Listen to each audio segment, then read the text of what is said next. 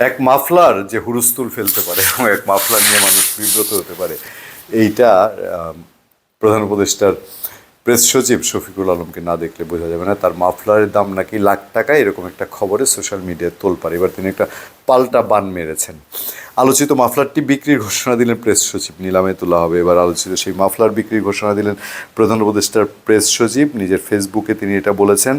Facebook পোস্টে লিখেছেন, আলোচিত ও সমালোচিত বারবেরি মাফলারটি তার আসল দাম ৮৬,৬০০ টাকায় বিক্রি করা হবে। কোনো সহৃদয় ব্যক্তি অভয়ারণ্য বাংলাদেশ এনিমেল ওয়েলফেয়ার ফাউন্ডেশনে এই টাকা দিয়ে মাফলারটি কিনতে পারেন। পরিচয় গোপন রেখে আওয়ামী লীগের সমর্থকরা মাফলারটি কিনতে পারবেন, তবে এই জন্য আওয়ামী লীগ সমর্থককে অবশ্য গুনতে হবে $৮৬,৬০০।